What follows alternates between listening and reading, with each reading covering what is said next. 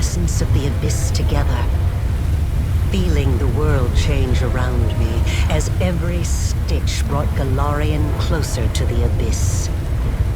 And it was here that even though you have no memory of it, I did the same to your soul.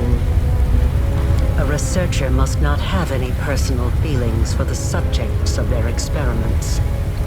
And yet, I find myself unable to remain completely detached from the world wound. I created it. I allowed it to be. It holds a place in my heart, even if I'm slowly paying for it with my life. A researcher must be particularly resilient in the face of mistakes, incorrect hypotheses, and failed experiments. You are my failed experiment. I think I'll feel some regret for ending your current life, but you can rest assured that such sentiments will not stop me. You're so adept at magic. Of course, I've been preparing for our meeting. And hopefully I've prepared well. Yes. And no. Even if I could have brought back my son, I wouldn't have stopped at that. I wouldn't have been satisfied. Not after what I'd gone through. Not after the things I'd learned. I wanted to become stronger. And I wished the same for my child. I didn't want to be afraid of anything. It wasn't the dogs of Threshold, or even Sarkoris itself, that threatened us. It was the laws of a world governed by death, weakness, and separation. That is why I needed the power of the Nehindrian crystals. I did not wish to merely stave off the agony of the wound. I wanted to tear my son from the grasp of everything that makes us weak and mortal. You have seen a goddess. You have been face to face with demon lords. Were you awed by their greatness? Do you enjoy living in a world where your entire life cycle has been predetermined? Where everything, from your birth to what will happen to your soul after you die, has been decided for you? Or do you find, now that you have experienced the mythic power coursing through your blood, that you prefer to live in a world that you can change? A world that offers you a chance to be anything you want? How strange. You are a kindred spirit. We are so alike. Perhaps the experiment wasn't such a failure in the end. But no. No. When I poured what was left of my son's soul into your soul, I was expecting it to bring him back. They say death and the judgment of Pharasma purges the soul of everything it once was in life. But this cannot be true. I have researched this subject meticulously and have collected enough evidence to prove that supernatural beings born from mortal souls can recall their past. Sometimes partially, sometimes fully. I watched you day and night, waiting for it to happen. For your memory to awaken, or your instincts at least. For anything familiar, something I could immediately recognize. I tested you. I asked you questions and... nothing. Nothing. If a hypothesis is proven wrong, it needs to be rejected. But the research process does not stop there. That is all I can tell you right now. It will kill me eventually, but I still have some time left. Years, or decades perhaps. But it doesn't matter. One of us will die today, the tearing of the soul, followed by a cruel and terrible death. But it will likely be quick. And it's finally time to end all this. What are you talking about? I don't feel despair. And this fight is necessary. So much depends on its outcome. Death is not the end. I've spent 100 years trying to prove it, and I will not stop now. This experiment was unsuccessful, but that just means I need to adjust the initial conditions and try again. I am still alive. I still have time. You, the current you, will have to die, but only to surrender the soul you share with my son. I will start over. This time I will do everything differently. I will work with even greater precision. I will turn the world upside down if I must. I promise. I never thought that I would be responsible for the creation of my most powerful enemy. No, we couldn't. Your draconic grandeur may be impressive, but you have nothing that I want. I've been waiting for you to get distracted, so I can stab you in the back. I would be overjoyed to discover that I am wrong. I tried to hope, even though there was no hope left. But wait, why do you care? Why are you trying to change my mind? That thirst for truth and knowledge, that is so familiar. But what makes you think I will listen to your arguments? I have gone too far to turn back. I must walk the path I have chosen. Says you. You think I'm wrong about you? Why? We are not talking about numbers, equations, and magical reactions. This is about the soul, about whether or not you have what I lost. Yes, I remember. I wanted to check, to see for certain if it would awaken your instincts. I was so full of hope that day. Yes, I was disguised as Yaniel. This was our first conversation face to face. I was desperate. I needed to know who you were, to understand what you were. I wanted to find out if there was anything about you I recognized. You hungered for knowledge. You desired the truth more than anything else.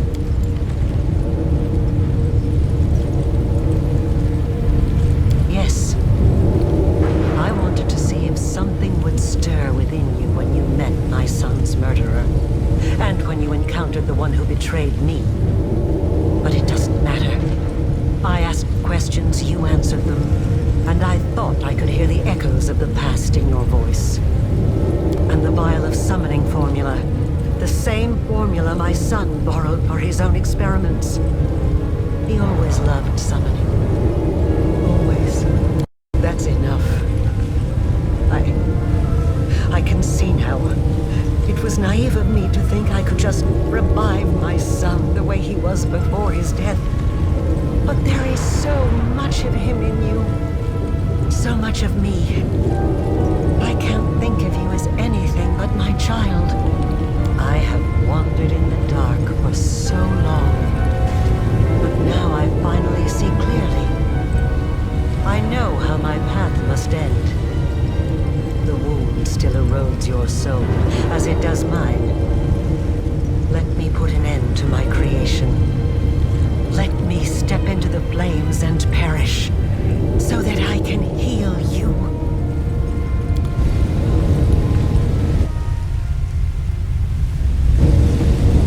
All these years, I've been playing a game with mortals and forces beyond mortal comprehension. But now I am a pawn in your game. I do not know your next move. I can't even imagine what plan you have in mind. So explain it to me. One step at a time. I see I was right to leave the lexicon in a place where you could find it. Yes, that is correct. We've reached the limits of our power. I did so long ago, and you've realized your full potential only recently. Mythic power cannot be made any stronger. At least, I have not been able to do so successfully. That means we are now living on borrowed time, counting down the days until we die from the wound's influence. No, I have not. I haven't had the chance. It was in Canobris that I had my first chance to test the improved version of the Midnight Bolts against the Demon Lord Discari. The crystal dagger you found in Canobris was the first Nahindrian crystal that was procured in such a fashion. I gather that you know more about them than I do. Yes, I am sure that is the case. I have evidence from my experiments. The wound affects the material plane, poisoning it with the corruption of the Abyss. But it also affects the Abyss, bringing in a small amount of order and harmony from the material plane. The only reason it is not as apparent in the Abyss is the presence of the Demon Lords. They hold near infinite power over their realms, and their existence staves off the wound's influence. Yes, indeed. The Sword of Valor was Iomede's banner before she passed the test of the Starstone and ascended to heaven. I've never studied the Sword of Valor. Perhaps I should have. It is a truly fascinating artifact, and the way it interacts with you is incredible. Could it have picked up the early signs of your nascent divinity? I do not know. It's unpredictable and dangerous, but all bold plans carry risk. What you propose might work. Whoever absorbs the power of a newly killed Demon Lord will inherit their realm in the Abyss. If we throw in a connection to the wound, we will end up with something unique. You will have the power of a demigod and an abyssal realm that changes at your whim. Yes, your plan might work. I see no reason we shouldn't at least try. But how? There are only 3 Demon Lords whose realms are tied to the wound: Baphomet, Discari, and Nocticula. I doubt we'd be able to carry out a cunning murder of the Lady of Cunning and Murder. As for Baphomet and Discari, after the lessons you've taught them, they will never risk another engagement. They'll engage in clever maneuvers. They'll hide, but they won't face you in battle. They are bound to appear? I didn't know that. No wonder Demon Lords are so careful about choosing archpriests. Correct. And the Locust Lord still hasn't deprived me of his favor. He should have done that a long, long time ago. Yes, it is true. Baphomet outsmarted himself when he granted me power and patronage behind Discari's back. And I could summon them. No, it's still too much of a risk. The world wound is more than a rift. It has a life of its own. To accomplish the plan you have conceived, we would need to channel an immense current of power through it, all the way to the realms of the Demon Lords. It would be 100 times more difficult than simply closing the wound. It's remarkable that the worshippers of Pelura were able to discern this. Yes, you are correct. Such days do exist, but they occur very rarely, only once or twice a century at most. I can't run the full calculations right now, but I think you're right. This is the day when the wound is most malleable. We could shape it as easily as a master potter molds soft clay. I have one final question for you. Do you have a new Nahindrian crystal in your possession? Without one, this whole plan is doomed. Unless, of course, you happen to have a midnight bolt. If so, we can procure a crystal right now. They are Nocticula's weapon of choice. She infused the bolts with a small amount of her power, making them deadly to the Abyssal Lords. I've changed their properties so that if a Demon Lord is hit with a bolt, their blood and life force will form a new Nahindrian crystal. Prior to my alterations, the crystals would only form inside the bodies of the Demon Lords that were slain in the Abyss. A process that took centuries. Then let us begin. I do love interesting challenges. Discari, Lord of the Locust Host, Areelu Vorlesh calls to you, as I once called before from within these very walls. I am the first of your servants, and I summon you. Come, Baphomet, Lord of beasts and labyrinths, heed the voice of Areelu the Witch. You accepted me into the ranks of your servants, and I summon you now as the first among them. Come, come, come, come. How curious. The gnats have decided to set a trap for me. You have spun out your betrayal like an intricate web, but it will take more than that to bring down the hunger of the abyss. First, my daughter failed me, and now my chosen mortal favorite does the same. Areelu, do you not see that this alliance with your mortal creation will give you nothing? You could have served the greatest of masters, yet you chose to be the puppet of your own creation. Enough, Baphomet! You are wasting your time on words when the time for words has long passed. We shall fight those who have challenged us and obliterate them. Discari has spoken. You are correct. I am a threat. And once I'm finished with you, my scythe will sweep across your world, starting with the allies you've brought here. You believe yourselves to be our masters. You think you will be our doom. But you've never been anything more than a source of power. We will drain this source to the last drop.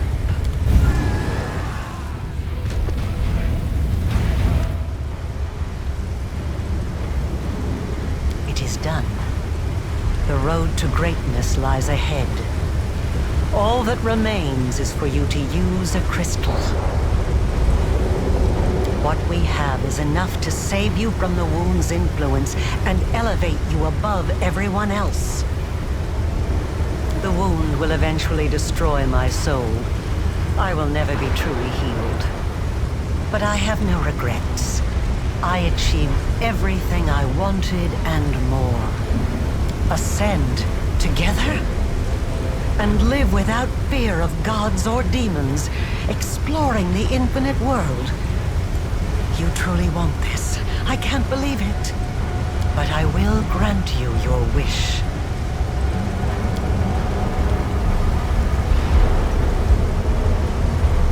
I won't let you hurt my friends.